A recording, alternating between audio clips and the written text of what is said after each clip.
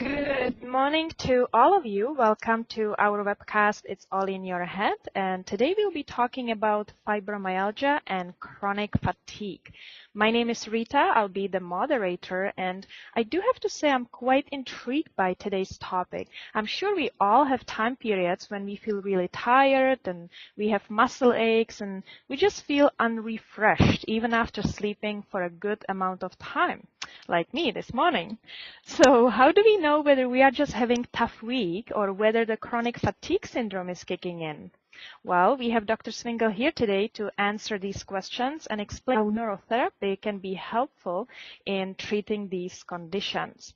As some of you may know, Dr. Swingle was titular full professor of psychology at University of Ottawa prior to moving to Vancouver. Fellow of the Canadian Psychological Association, Dr. Swingle was lecturer in psychiatry at Harvard Medical School, attending psychologist at McLean's Hospital in Boston, where he also was coordinator of the Clinical Psychophysiology Service. Dr. Swingle is a registered psychologist in British Columbia, certified in biofeedback and neurotherapy. His book, Biofeedback for the Brain, was published by Rutgers University Press, and the book is available at www.soundhealthproducts.com. Again, that's www.soundhealthproducts.com. Before I invite Dr. Swingle, I'd like to urge you to take this opportunity to get your questions answered. Just type your questions or comments in the chat box, which is located on the control panel. We will have 2 breaks today, and we will use these to answer your questions. Okay, let's get the party going. Good morning, Dr. Swingle. Good morning. So, hopefully this time around everything will work properly. You know, trauma is one of the causes of fibromyalgia, and with the problems we had with the last broadcast, everybody has a bit of pain today. Okay, fibromyalgia and chronic fatigue. These conditions are really very fascinating in my judgment. These clients who come in with these conditions often have been through all kinds of medical and healthcare treatments. They're very often disparaged. We see a lot of literature associated with, is fibromyalgia a real disorder? Is chronic fatigue a real disorder? 20 years ago, and that was very prominent. People just assumed that these were whiny people who, you know, if they just simply get up off the couch and go out and do something, that they wouldn't have time to think about all of their pains and fatigue and so forth and so on. And I was really startled to see the other day when I was looking through one of the news feeds, the health news feeds, that the title of the article was Fibromyalgia, Is This a Real Disorder? So what we're going to be doing today is looking at the neurological conditions that are associated with fibromyalgia and chronic fatigue. So let's just get started here.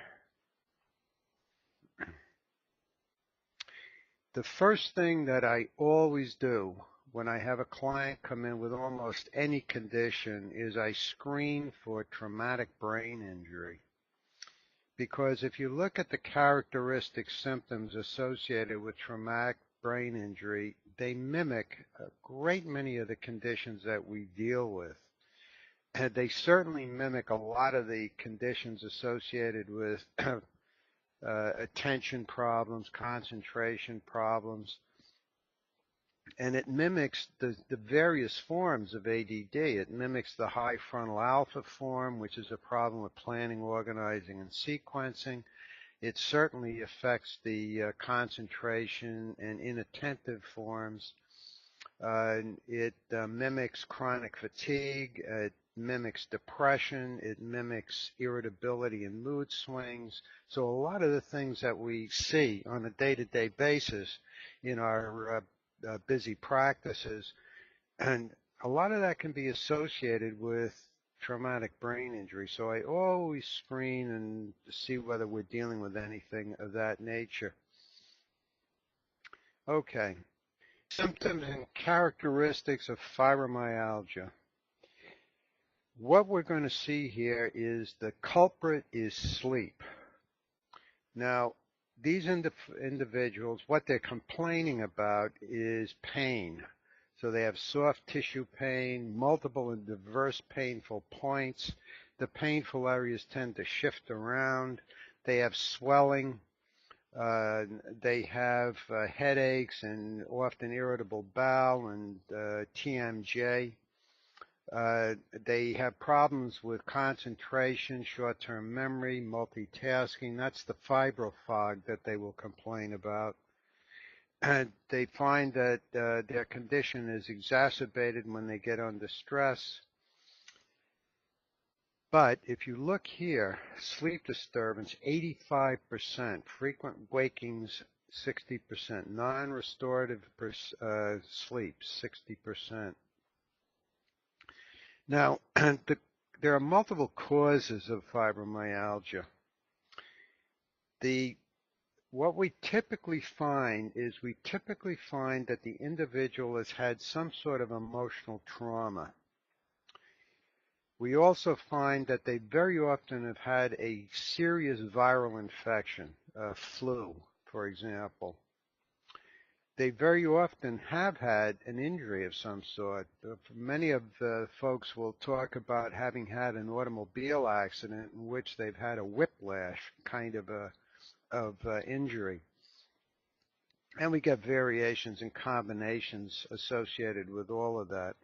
Now, these are the EEG patterns that we're going to be talking about as we're moving through the discussion of fibromyalgia and chronic fatigue. And what we're going to be doing is focusing on where in the brain we find these anomalies.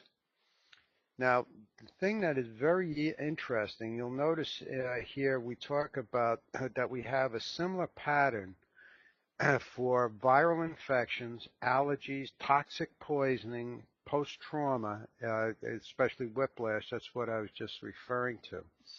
So we get a lot of the patterns, brainwave patterns that we see with people who have had viral infections or experiencing allergies, toxic poisoning, and so forth. And for those of you who have never seen a brainwave, I'm going to show you an actual brainwave in just a moment.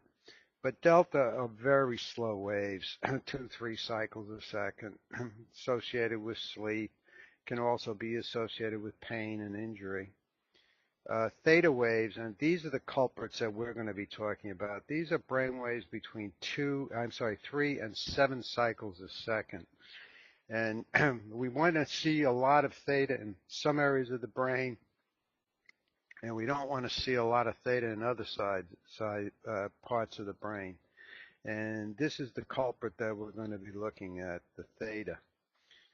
We'll also be looking at alpha, which is a rhythmic, smooth kind of wave, and beta is very fast frequency, 16 to 25 cycles a second. It's associated with attentiveness. Now, this is an actual brain wave measurement of a person. And a few features on this that we want to talk about. This is the brain wave spectrum, as it's called, and this is showing you that how strong a brain wave is. So this is a brain wave right in here of 2 cycles a second, and this is how strong it is. The higher that bar goes, the stronger that waveform. Now, one of the first things you will find in a normal brainwave pattern is that it looks like this. That is, the lower the frequency, the higher the amplitude. So it should have that nice kind of excursion down so that the fast frequencies are very weak, the slow frequencies are strong. Now, when you get changes in that pattern, there are symptoms associated with that. Now, the guy we're going to be really interested in is this one up here, the blue one. That's theta. And we want to see a lot of theta in the back of the brain. We don't want to see a lot of theta up over the top of the head, and we don't want to see a lot of theta frontally. And when we see those kinds of conditions, those are the markers that go up in our clinical assessment of these conditions. And again, what we do is we have a look at how the brain's functioning, and when we see anomalies, that is conditions that do not match normative functioning, then we ask the client whether they have symptoms that are consistent with the changes we see in the brain activity. And those are things we're going to be talking about in detail today. So again, the pattern should look like this, nice smooth transition down, lower amplitudes at higher frequencies.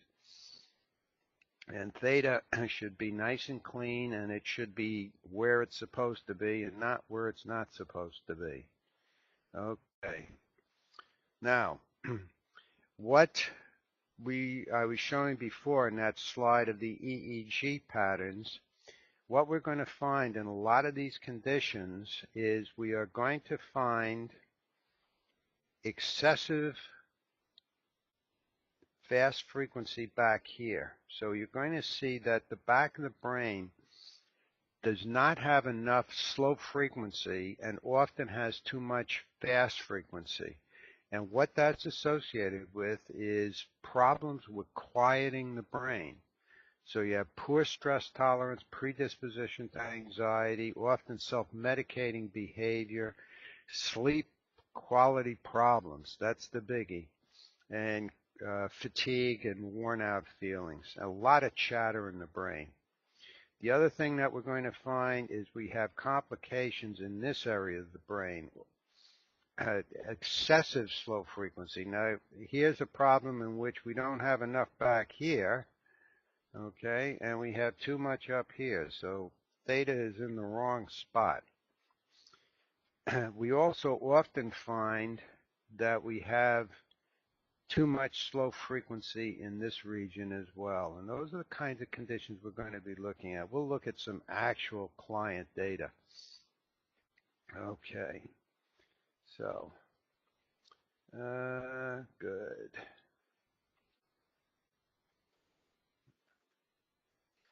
Now, the diagnostic criteria for fibromyalgia. I don't pay much attention to diagnosis because it really isn't very helpful. What we want to know is what's going on in the brain. And we look for areas of inefficiency in the way the brain's processing information. That tells us what we want to know. It tells us what the condition is, and it tells us, more importantly, where to go to fix it. But in terms of the mandatory industry we have of naming things, these are the conditions that we use for naming. A history of widespread pain for at least 3 months. Pain is on both sides of the body, above and below the waist. It moves around, and it's present in the axial skeleton. Pain in at least 11 of 18 tender points on digital pressure. And it's not just tender, it's painful. And we're talking about 4K of pressure here. The question I always have is, what if you've had it for 2 months? What if you only have 10 of the 18? So this is silliness as far as I'm concerned. These are the 18 spots they're talking about in terms of painful on palpitation. Okay.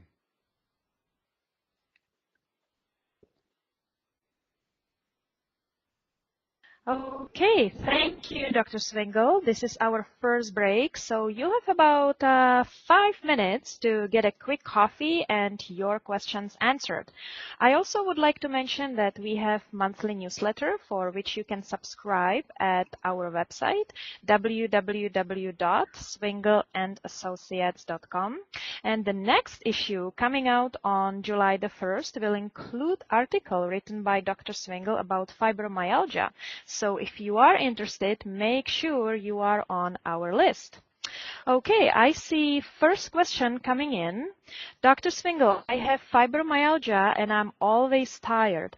I sleep a lot. I use sleep pills, but I'm always sleepy. Can your treatment work for me?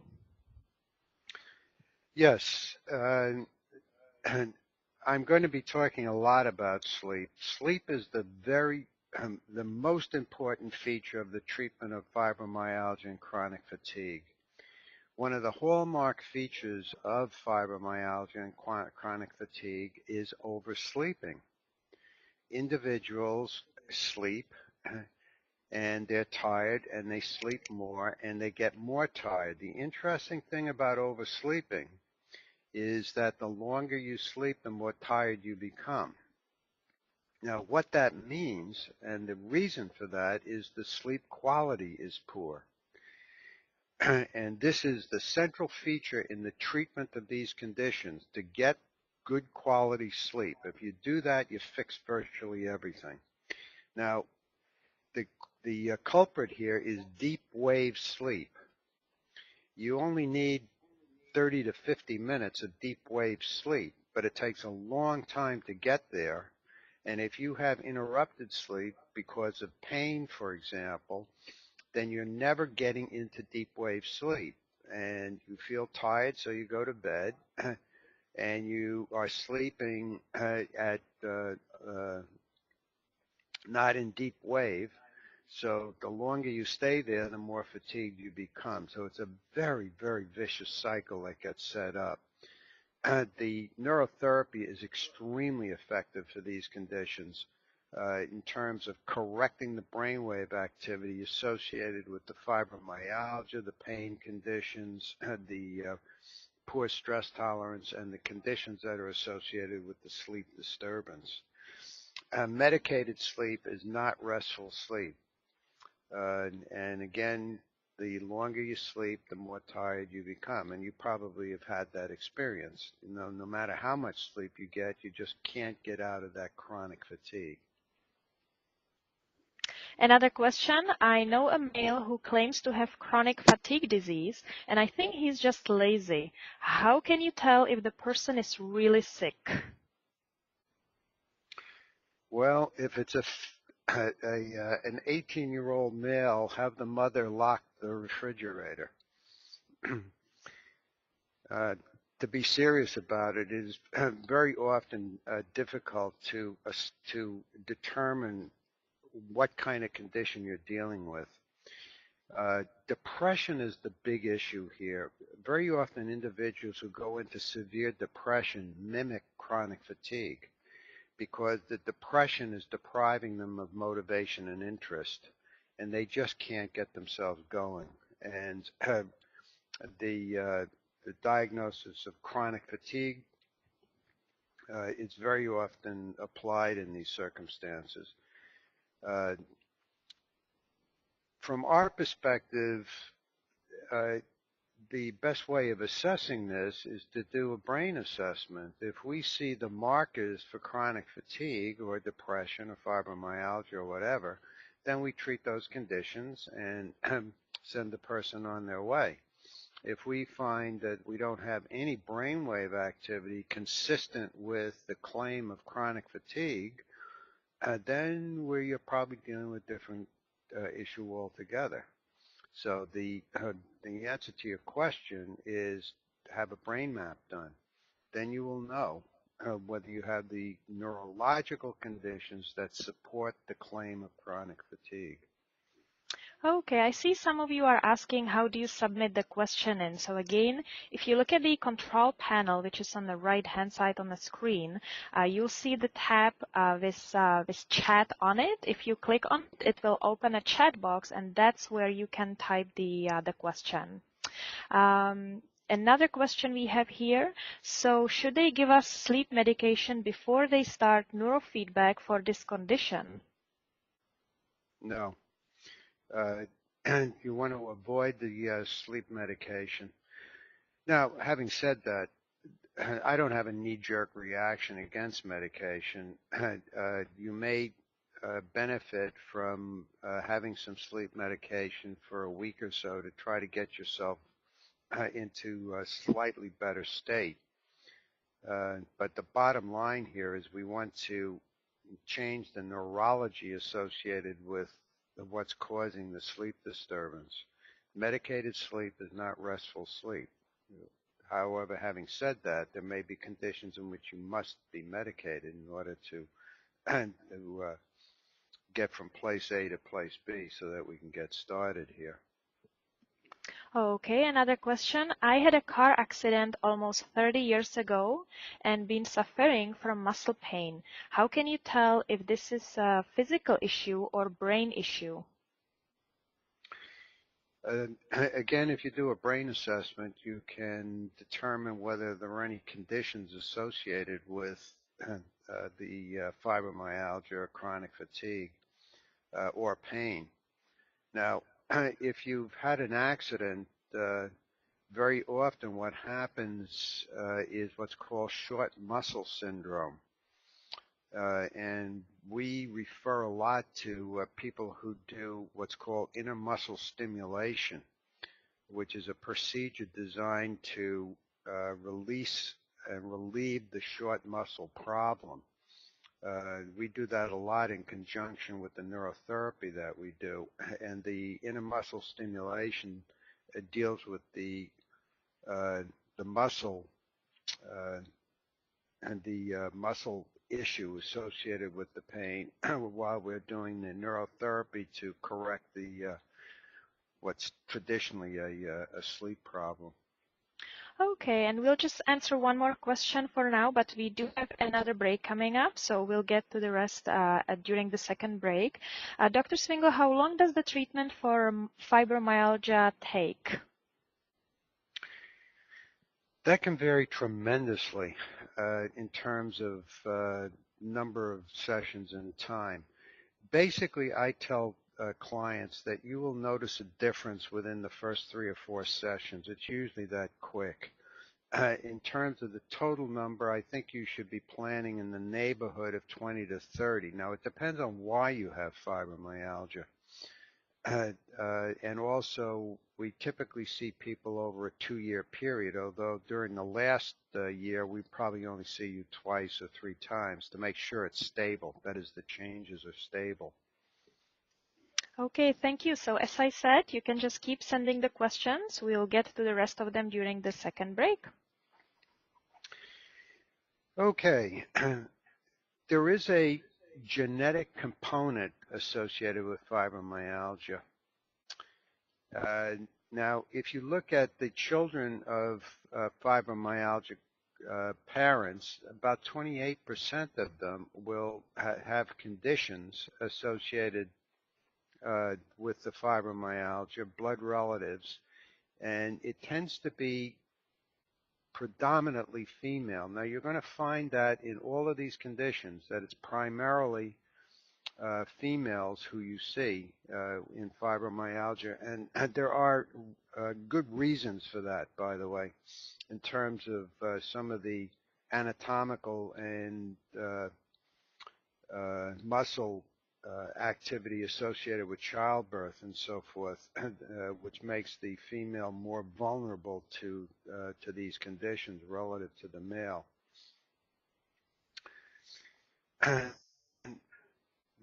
There are comorbid conditions associated with fibromyalgia. This is one, for example, it indicates that restless leg syndrome 11 times more likely if the client has fibromyalgia. And again, you tend to see this more in females than in males. But again, the culprit here is sleep. It's not a trivial condition. You know, this notion of are these just people who are whining?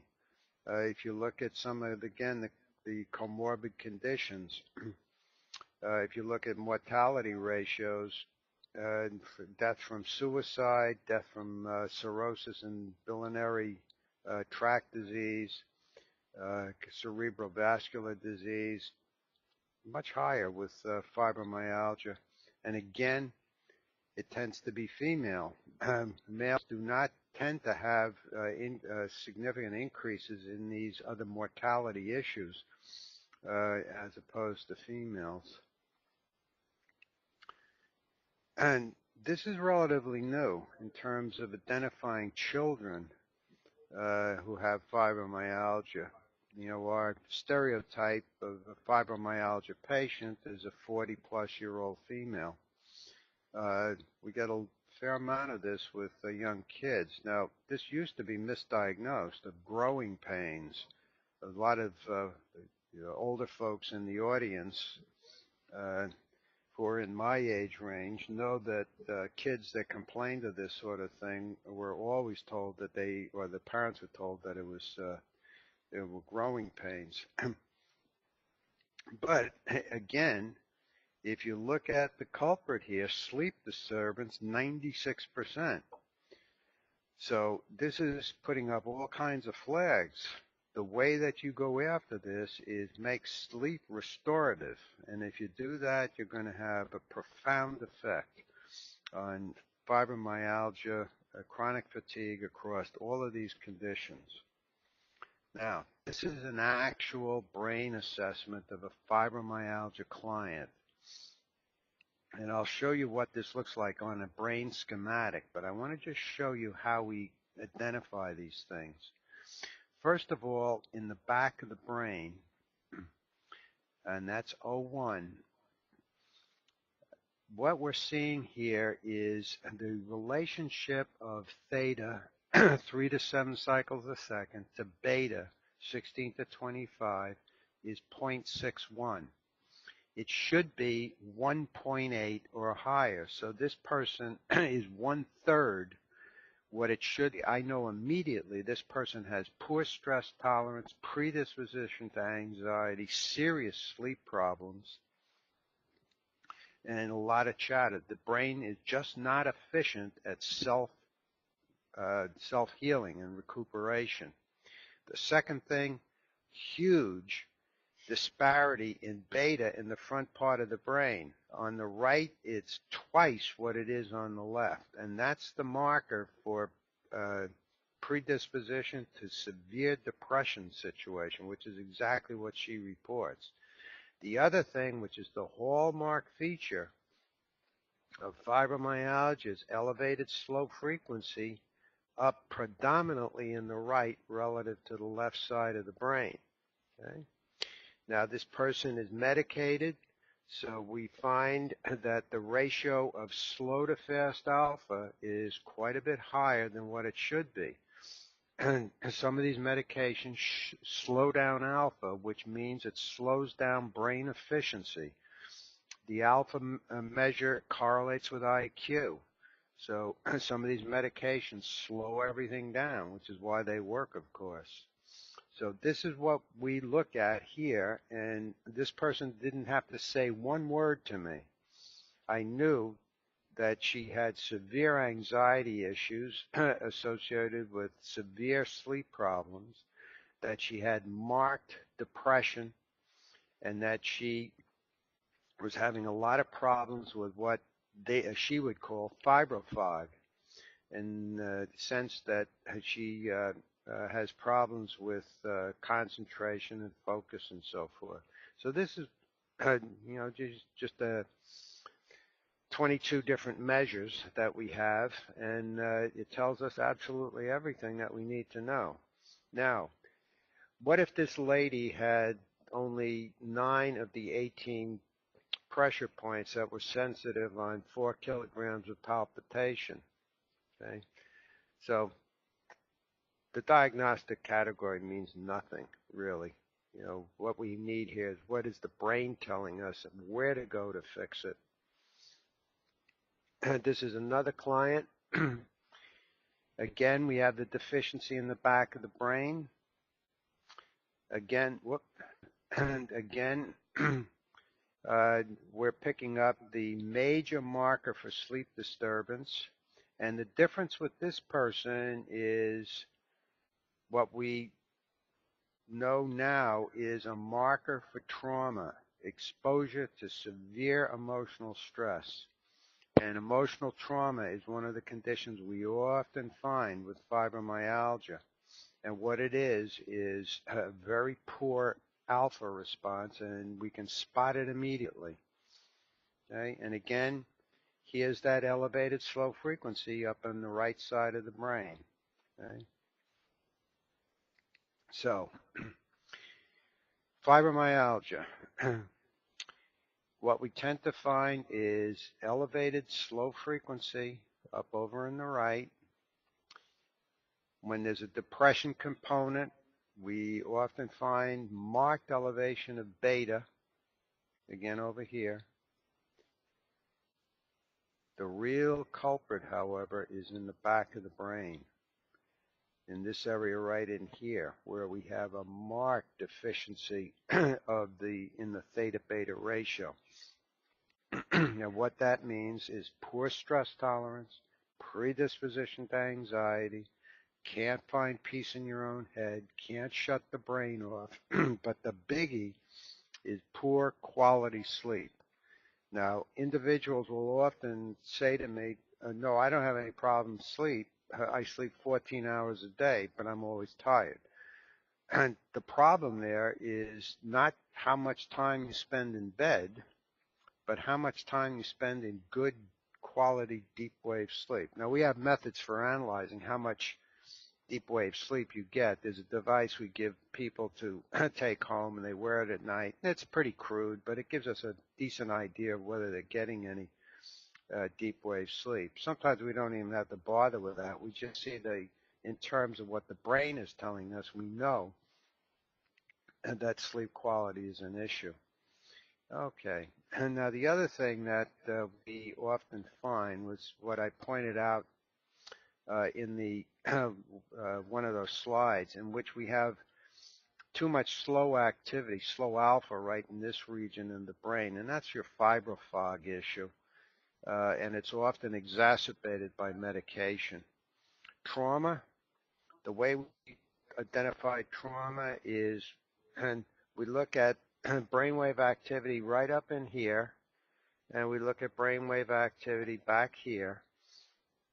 And what we're looking at is the difference between eyes open and eyes closed. And we found that there's a difference in the way one of the brain waves functions between eyes open and eyes closed with individuals who have been through an emotional trauma. Where I discovered that is working with combat veterans over at McLean Hospital who had post-traumatic stress disorder. They have a profound deficiency in one of these brain waves. And I found that in lesser conditions that individuals would admit to having been exposed to a severe emotional stressor, a traumatic stressor, and they have all of the, of course, legacy and sequelae of that. And we find it very, very frequently in fibromyalgia patients.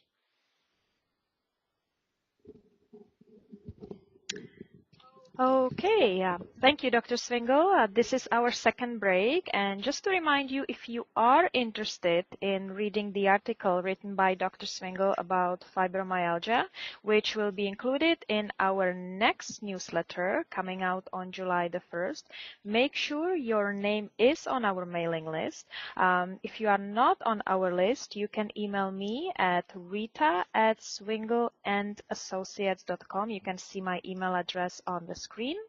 or you can subscribe to our newsletter on our website, which again, www.swingleandassociates.com.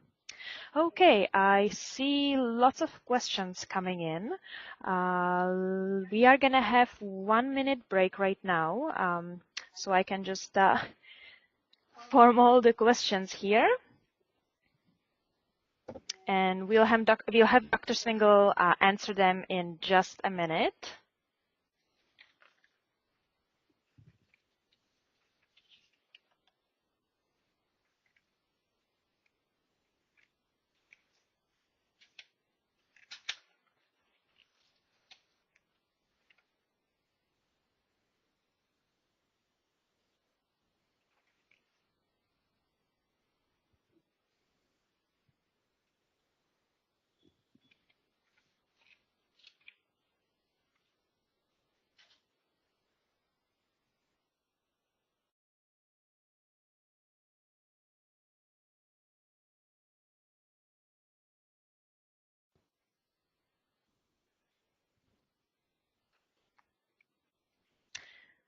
Okay.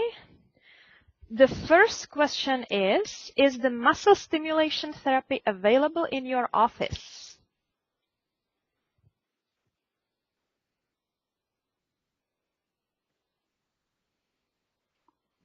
Okay. No longer. We used to have a physician who did the intermuscular stimulation do it in our office, but it was just more efficient to refer to one of several people in the Vancouver area who do it. Okay.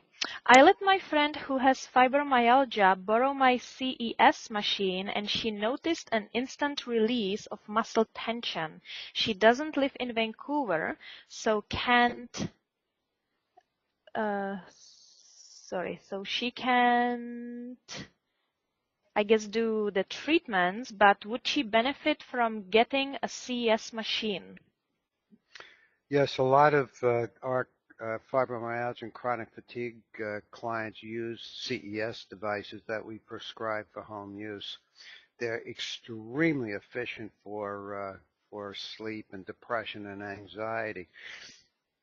In the United States, they're FDA compliant or FDA certified, I guess is the term, for treatment of depression, anxiety, and sleep. So yes, if she's not able to do any neurotherapy, she can certainly get a CES unit and use that for relief of pain and so forth. There are other applications of CES unit. You can use it on areas of pain, directly on the pain. We have electrodes that we use specifically for that purpose. How do you distinguish fibromyalgia and chronic fatigue, or are they the same thing? They differ slightly. Often you'll find that chronic fatigue is the preliminary condition, and then it evolves into fibromyalgia. The hallmark difference between the two is pain.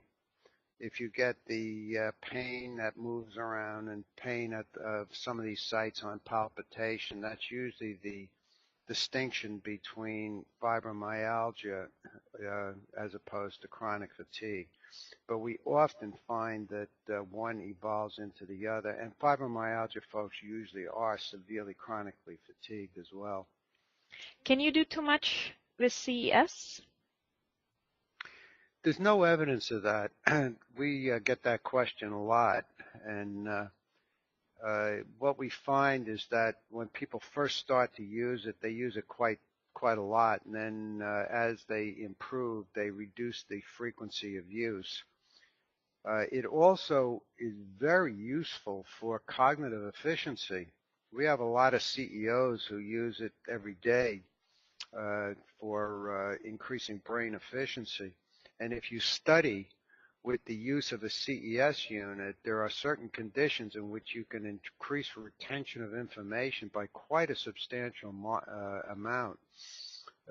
My daughter and I did a paper on that, 10 years ago, I guess, in which and she was looking at retention of information in second language acquisition, and she was getting improvements in the region of 40% with the use of a cranial stimulator. It's interesting, but there's no evidence of any negative effects of prolonged use. When we're working with our addicts, severe addicts who are just coming off a drug and they're in serious withdrawal, sometimes they'll wear the unit for 24 hours a day for a few days just to get over that severe period of craving. Okay, we have time for 2 more questions. Is there any correlation between fibromyalgia and Meniere's disease? I have a friend that has both.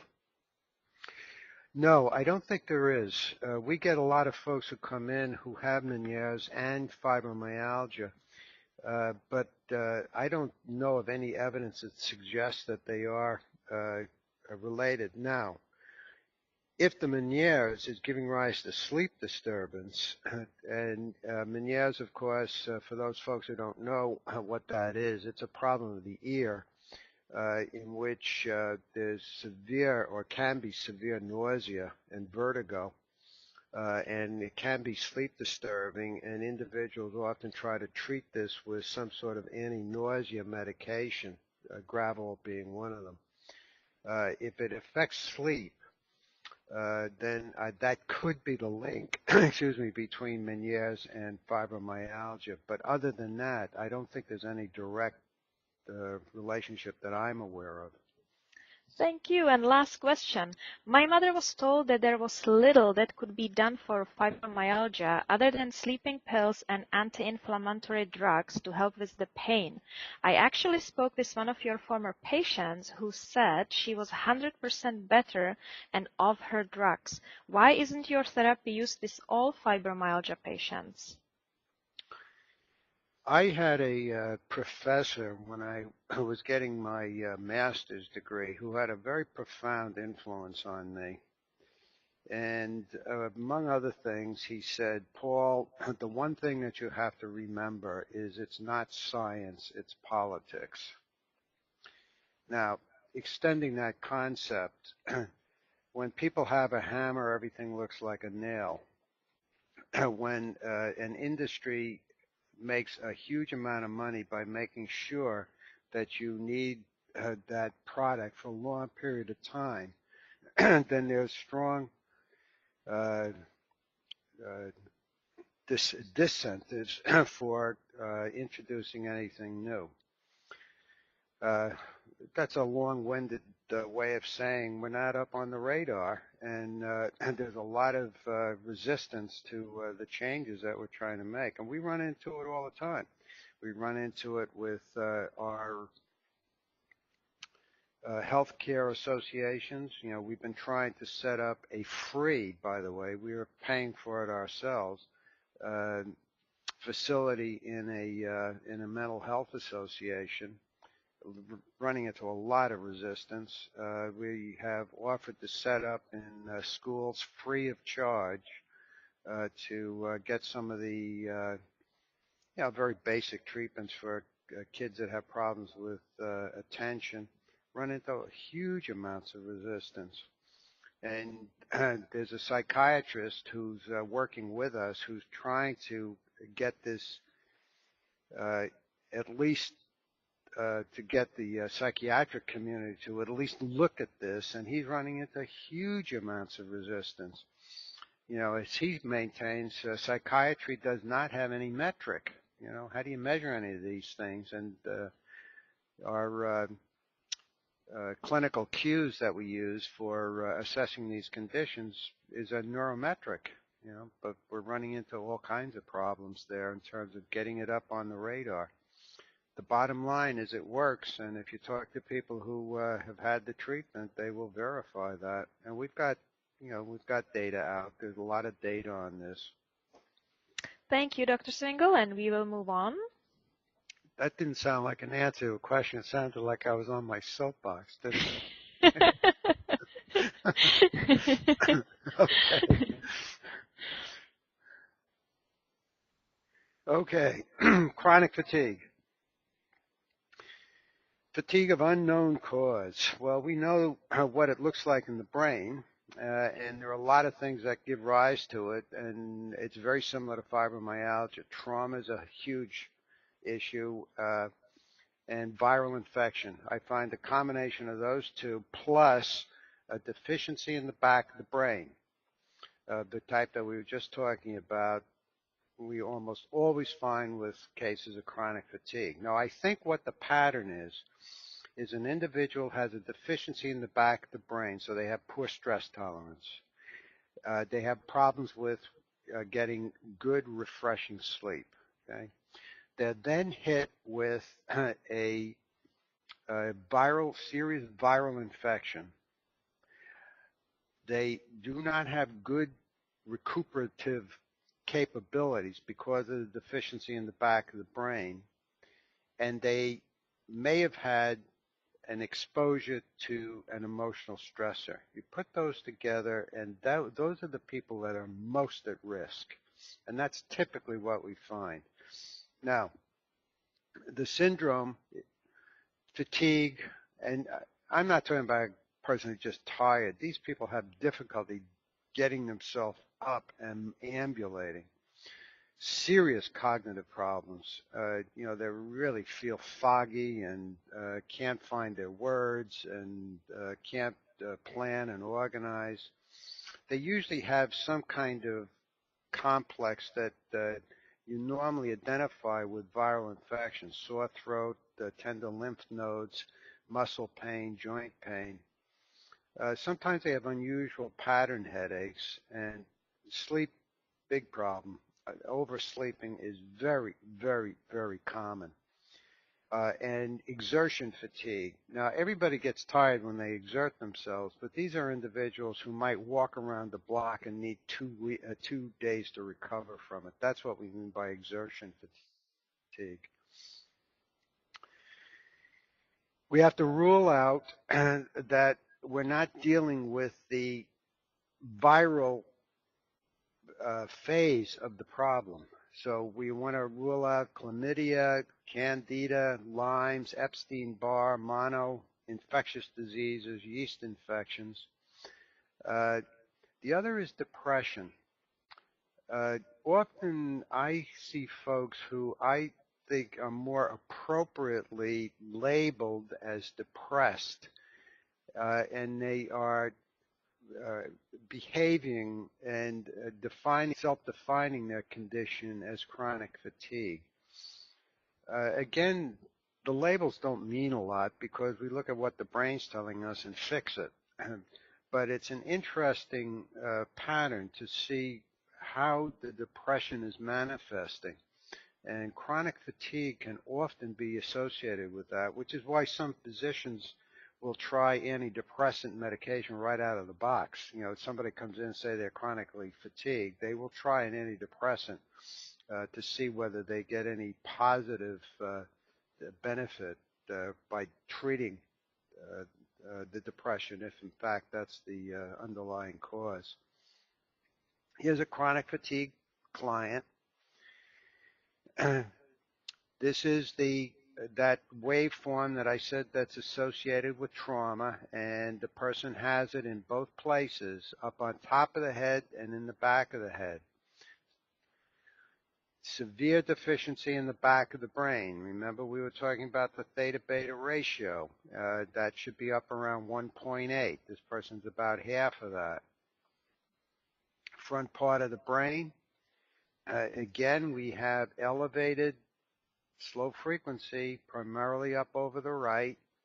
We also have a marker for depression, predisposition to depressed mood states. Okay, and we have the elevated slow fast alpha ratio, which is the fibrofog. Now, this person could very easily have come in and said, I have fibromyalgia, as opposed to chronic fatigue. And the reason I'm showing you this one specific slide is that the condition between chronic fatigue and fibromyalgia at a neurological level often looks very, very similar. The good news is this is telling me what to do to fix it. Now, the other reason I'm pointing this out is whenever we get these markers for trauma, emotional trauma, we have to keep in mind that what we may be dealing with here is the sequela of the trauma, and that is that the individual has to deal with the traumatic content, and we have very efficient ways of doing that. Neurologically, when we correct this, there will be an emotional reaction to it, and that may be all that's necessary. The person acknowledges it, experiences it, dreams more about it, may chat with us for a session or two about it, and that's the end of it. Very, very efficient, most efficient psychotherapy on the planet. Okay, again, fibromyalgia and chronic fatigue, patterns the same. There's your trauma markers. There's your deficiency in the back of the brain. And there's your depression. Okay, now what we have talked about is elevated slow frequency in the front, elevated beta on the right, hallmark feature, deficiency back here. This sets everything up. That is your pre-existing condition, your predisposition to all kinds of conditions.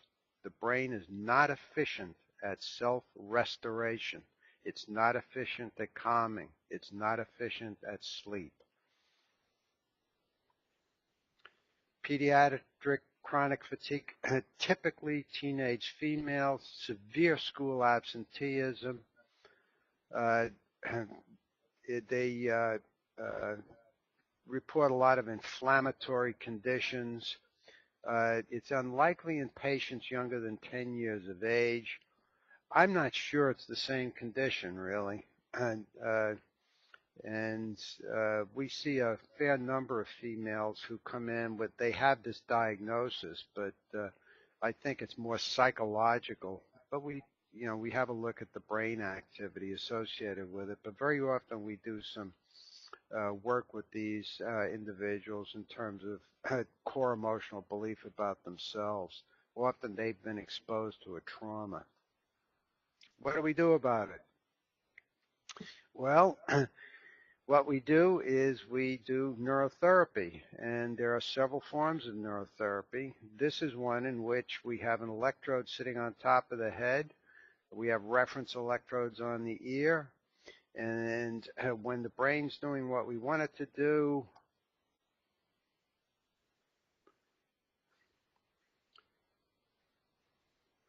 this thing moves.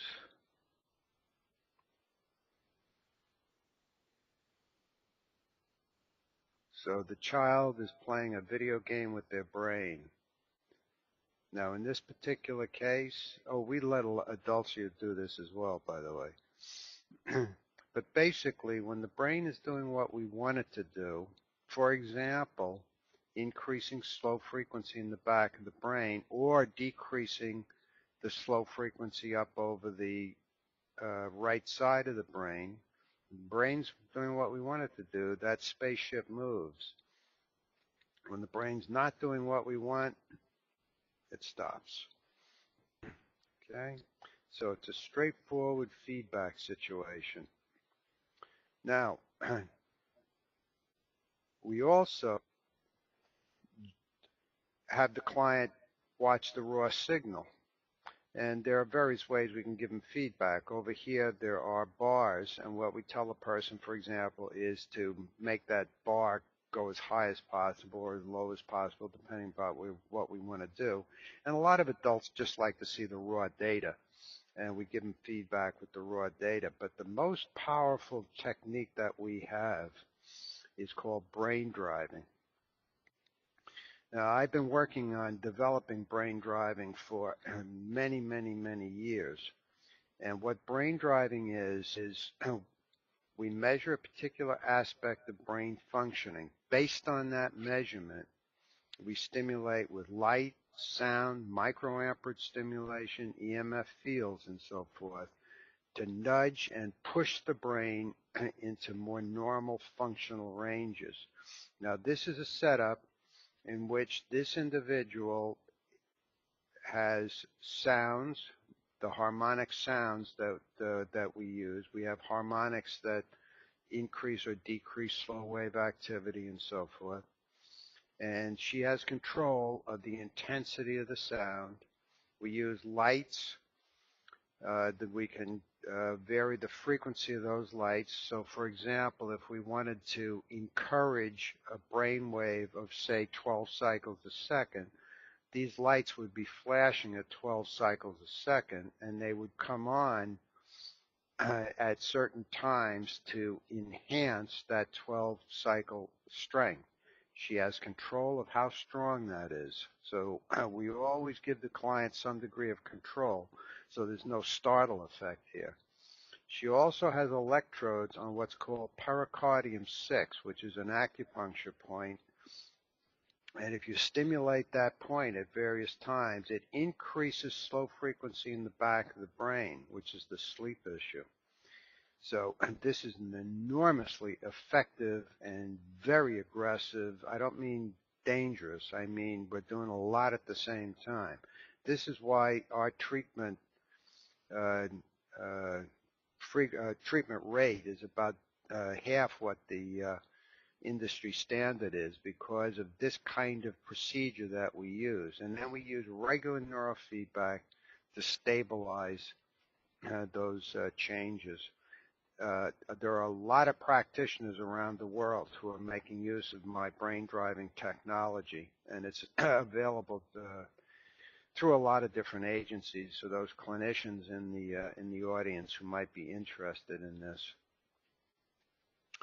Okay, here's a fibromyalgia client, unusual, a male, 70 years of age. He was physically attacked and beaten around the head, shoulders, and neck. Okay, so here we have both a physical trauma and a psychological trauma. Here's a 70-year-old man who's beaten, okay? And he had both of those. Now, the pain started in the head, neck, shoulders, and remember it's skeletal, and then moved to other parts of the body. A hallmark feature of fibromyalgia. Major complaints: sleep, sleep, sleep, sleep, sleep. First one right out of the box. And then, of course, all the other things. Concentration, which is the fibro fog. Problems with planning, organizing, sequencing, following through on things. Depression, fatigue, and, of course, the related irritability associated with that. Now, we ask people to keep some sort of log in terms of what the treatments are, and here is an individual. He didn't have a huge number of treatments, as you can see, and extended over quite a period of time. He was working at home using our relaxation tapes, and he was using a cranial electrical stimulator, so he was doing a lot of treatment at home. Here's his sleep log in terms of how much time he felt he slept. Okay, and quite a substantial increase in clock time, at least. And pain, he had a very complicated method for evaluating pain, but in any event, the larger the number, the more severe the pain. You can see that drop nicely. And this is one of our better markers. How many days do you have where you'd say you have no significant pain? He started off, he had no days without pain. At the end of treatment, 2/3 of the days of the month, he was pain-free. So this is the kind of thing that you see, but you can see that's 1 year. So he was in treatment for a year, but he only had about 8 treatments, plus his home treatment. Okay, Again, the book that Rita was telling you about, and for clinicians, we have the Clinician's Guide, and we do a lot of training here, so clinicians in the audience who are interested in any of our training procedures, give us a call and be happy to chat with you about it. Thank you very much. Thank you, everyone. This is the end of our webcast. We hope you enjoyed it, and we'll be looking forward to seeing you on Saturday. That is a typo. Excuse me here. I think I didn't catch it. I believe today is July the 9th, isn't it, Dr. Swingle? Let's see. July 9th is a Saturday, right? Okay. July 9th, yes. Okay, so yes, our next webcast will be on July the 9th, which is going to be the Saturday, and we'll be talking about epilepsy and seizure disorder. Again, thank you, Dr. Swingle. Thank you, everyone, to be on July the 9th, and have a great weekend, everyone.